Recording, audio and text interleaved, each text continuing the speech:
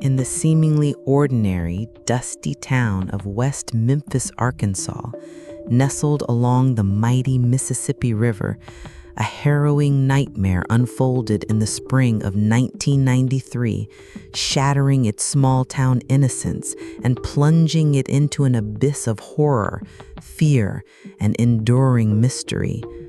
What began as a frantic search for three missing young boys quickly devolved into a brutal triple homicide, followed by a deeply controversial investigation that would not only divide a community, but would captivate a nation for nearly 2 decades. The victims were 8-year-old Christopher Byers, Steve Branch, and Michael Moore, best friends whose innocent lives were extinguished in an act of unimaginable cruelty.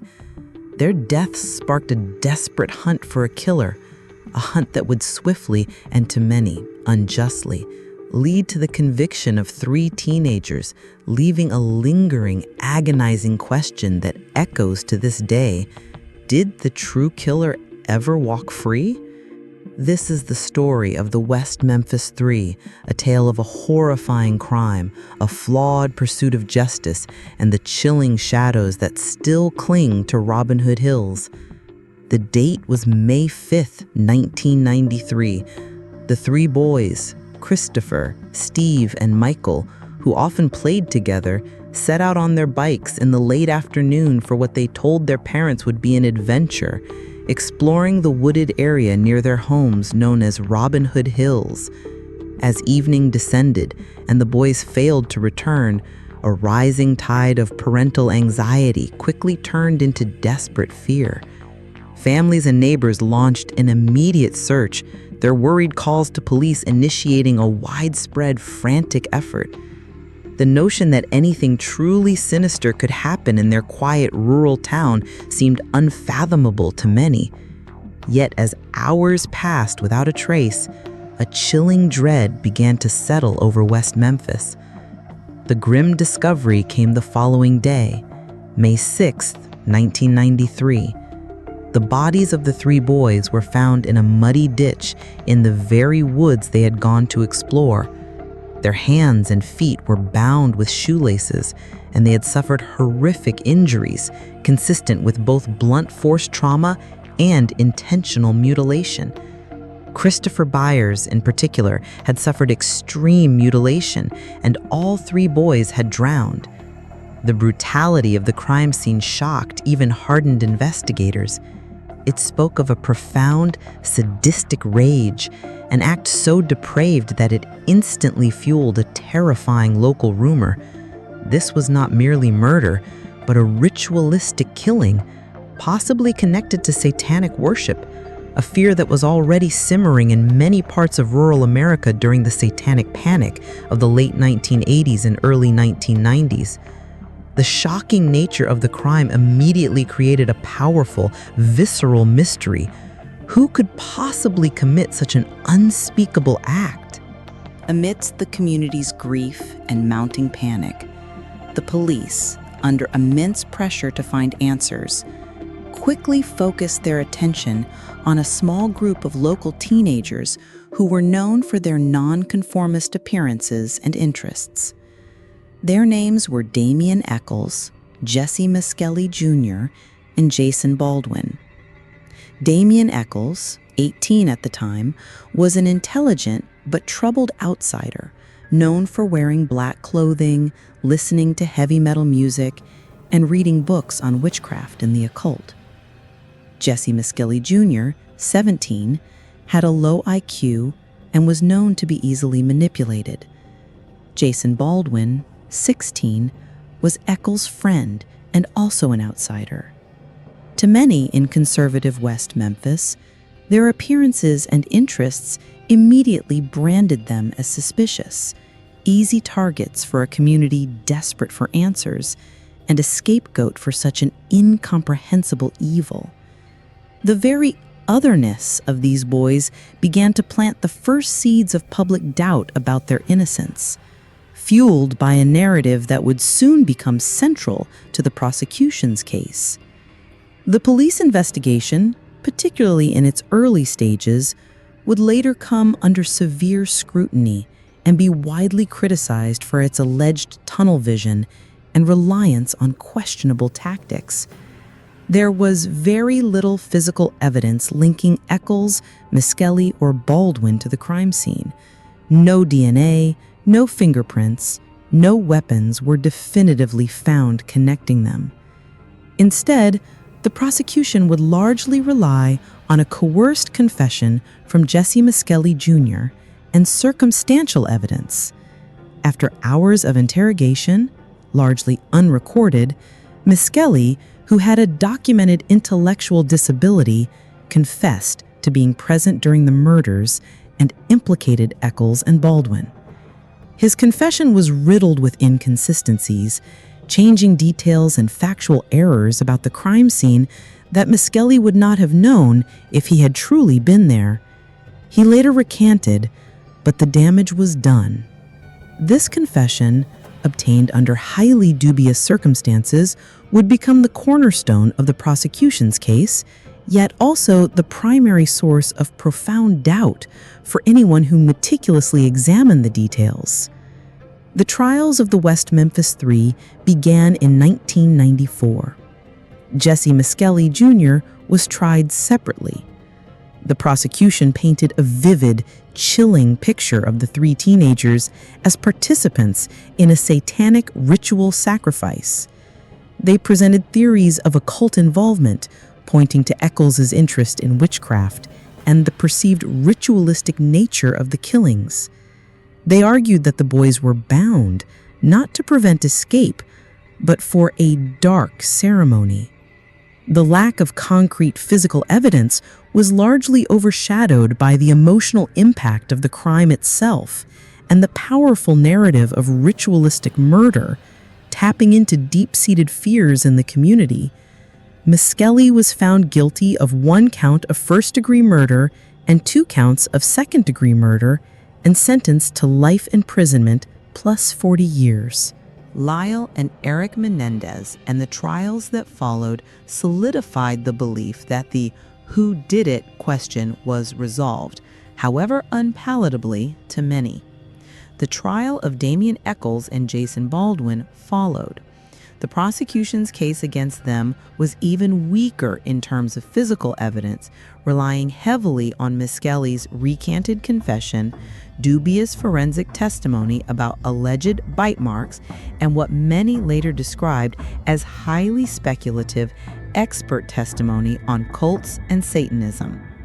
Despite the significant holes in the prosecution's narrative and the passionate defense arguments, the jury, operating within the fervent atmosphere of the community's grief and fear, delivered its verdicts.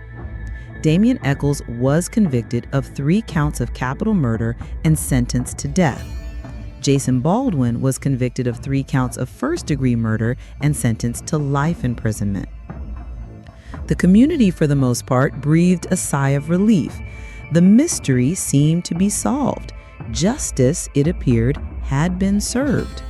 However, almost immediately, a powerful counter-narrative began to emerge, slowly, painfully, planting deep and enduring doubt in the minds of many outside of West Memphis. The very nature of the evidence, the highly coercive interrogations of Miskelly, the reliance on sensational theories of satanic ritual without concrete proof, and the otherness of the convicted teenagers sparked outrage among civil liberties advocates, legal scholars, and true crime enthusiasts. Documentaries like the Paradise Lost series by HBO brought the nuances of the trials, the questionable evidence, and the plight of the convicted teenagers to a national audience, shining a bright light on what many perceived as a profound miscarriage of justice. This public scrutiny and the growing support for the West Memphis Three would fuel an 18-year legal battle, turning the case into an international cause célèbre. Over the next 2 decades, the fight for the freedom of the West Memphis Three became a relentless, painstaking process. New legal teams took on their cases pro bono, dedicated to overturning the convictions. They meticulously reviewed every piece of evidence, every trial transcript, searching for errors, inconsistencies, or new avenues for appeal. They argued that the initial defense had been inadequate, that the prosecution's theories were based on conjecture, and that the confessions were unreliable. The focus was no longer on who did it, but on how these convictions could have happened, slowly bringing into the light the potential for systemic flaws in the justice system itself. A major turning point came with the advent and refinement of DNA technology. In the early 2000s, new DNA testing, far more advanced than what was available in 1993, was performed on evidence collected from the crime scene. The results were startling. No DNA from Eccles, Miskelly, or Baldwin was found on any of the ligature ties, the victim's clothing, or other crucial crime scene evidence. Instead, unidentified DNA profiles were found, particularly from a hair found on one of the shoelaces used to bind a victim, and other samples that could not be attributed to any of the convicted teenagers or the victims. While this DNA didn't definitively identify the true killer, it profoundly undermined the prosecution's original case and provided powerful exculpatory evidence for the defense. It reignited the central mystery. If not the West Memphis Three, then who? The spotlight began to shift slowly away from the convicted and back towards the unknown perpetrator. The new DNA evidence, combined with strong alibi evidence from Miskelly that emerged years later, and affidavits from jurors who expressed regret over their verdicts, created an undeniable momentum for re-examining the convictions. The Arkansas Supreme Court ordered new hearings. Facing the prospect of a new trial with compelling new evidence that would likely lead to acquittals, the state of Arkansas made a highly unusual offer: an Alford plea. An Alford plea allows a defendant to plead guilty to a crime while simultaneously maintaining their innocence. It is a legal maneuver used when a defendant believes there is sufficient evidence for a conviction, but they do not admit to committing the crime. For Eccles, Miskelly, and Baldwin, it was an agonizing choice. Continue a lengthy and uncertain battle for full exoneration through a new trial, or accept an Alford plea, which would mean they would technically be convicted felons, with time served, but could walk free immediately. After 18 years having collectively spent 5,791 days in prison, including Eccles' years on death row, they agreed. On August 19, 2011, Damian Eccles, Jesse Miskelly Jr., and Jason Baldwin walked out of prison as free men. Their release was a monumental victory for their supporters and a profound moment in American legal history. However, the Alford plea meant that legally their convictions still stood, albeit with sentences that included the time they had already served. It allowed the state to avoid the embarrassment of overturning the convictions while acknowledging the serious doubts about their guilt. This unprecedented resolution left the core mystery of the murders hauntingly unresolved. The true killer of Christopher Byers, Steve Branch, and Michael Moore remains, to this day, officially uncharged. The case of the West Memphis Three continues to be a chilling testament to the fragility of justice, the pervasive power of circumstantial evidence and public hysteria, and the enduring quest for truth. It illustrates how an initial theory, however flawed, can take root and shape an entire legal process.